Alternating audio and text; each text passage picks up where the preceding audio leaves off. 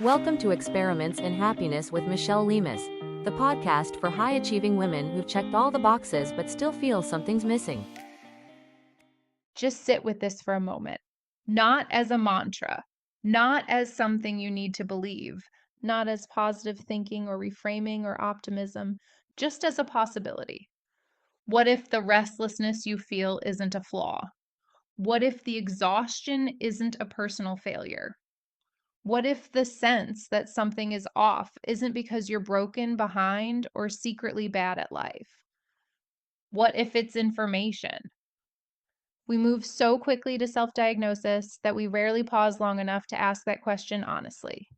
Because the moment something doesn't feel right, fatigue, irritability, numbness, lack of motivation, most of us do the same thing. We turn inward and start interrogating. I should be more grateful. I need better discipline. I just need to try harder. I must be doing something wrong. Those thoughts sound responsible. They sound mature. They sound like accountability. But notice how quickly they turn into blame. So we optimize, we self improve, we look for the next book, the next system, the next routine, the next version of ourselves that won't feel this way.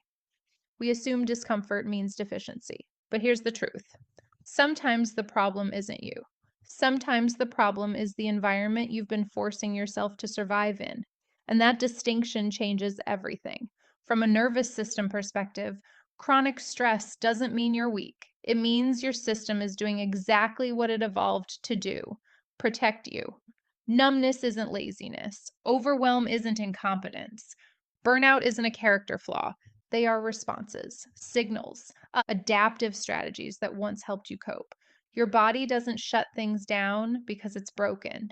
It does it because it's trying to conserve energy in a world that keeps demanding more than it can sustainably give.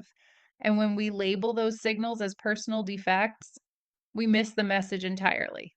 Think about how differently we treat anything outside ourselves. If a houseplant starts wilting, we don't shame it. We don't call it dramatic. We don't tell it to be more disciplined. We look at the conditions. Is it getting enough light, enough water, the right temperature? But when it comes to ourselves, we assume the conditions are fine and that we're the problem. We stay in environments that drain us emotionally, mentally, and physically, and then criticize ourselves for not thriving there. We normalize exhaustion. We normalize pressure. We normalize living in a constant low grade state of alert. We override our own limits because this is just how life is. And eventually, our systems speak up. That's when the restlessness shows up. That's when motivation disappears. That's when joy feels muted or distant. That's when you start thinking, why can't I just get it together? But what if that question is pointing in the wrong direction? What if instead of asking, what's wrong with me, you asked, what am I responding to? What pace am I living at that requires constant self override? What expectations am I meeting that don't actually fit me anymore? What emotional labor have I normalized that quietly costs me? What part of me have I been asking to tolerate something it no longer agrees to? These aren't excuses, they're context. And context matters. Because when you frame every struggle as a personal failing, you end up fighting yourself instead of understanding what needs to change. And that fight is exhausting. So many women spend years trying to fix themselves when what they really need is permission to stop interrogating themselves, permission to rest without guilt, permission to adjust instead of endure, permission to stop treating every internal signal like a problem to solve. Growth doesn't always come from pushing harder. Sometimes it comes from finally listening.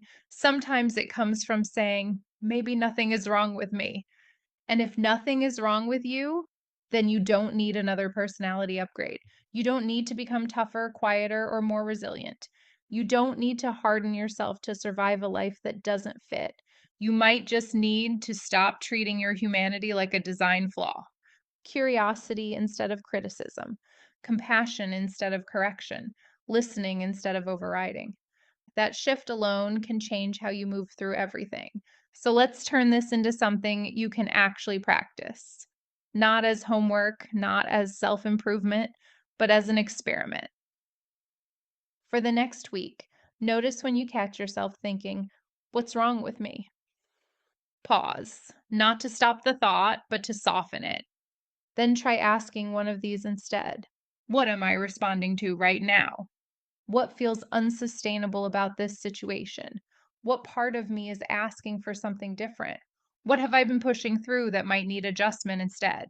No fixing, no solving, no immediate action required, just noticing.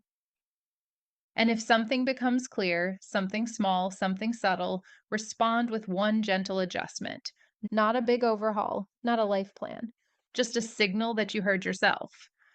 That might look like taking a break before you're depleted, saying no without explaining yourself, letting one thing be unfinished, slowing your pace for one afternoon, admitting privately that something isn't working. Your only job is to notice what happens when you stop assuming you're the problem. Most people expect answers. What they usually get instead is relief. Relief from the constant self-blame. Relief from the pressure to keep improving themselves. Relief from the feeling that they're failing at being human.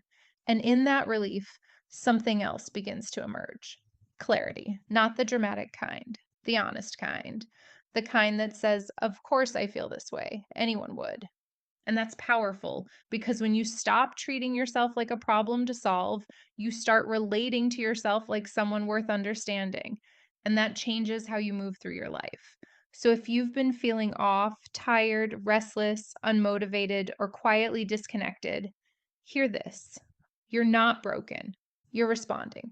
And your responses deserve curiosity, not criticism.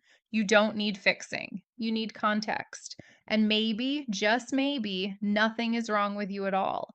So we'll keep experimenting because happiness isn't found by correcting yourself into compliance. It's found by finally listening to what your life has been trying to tell you all along. Thanks for listening to Experiments in Happiness. You can find more tools and resources at experimentsinhappiness.com.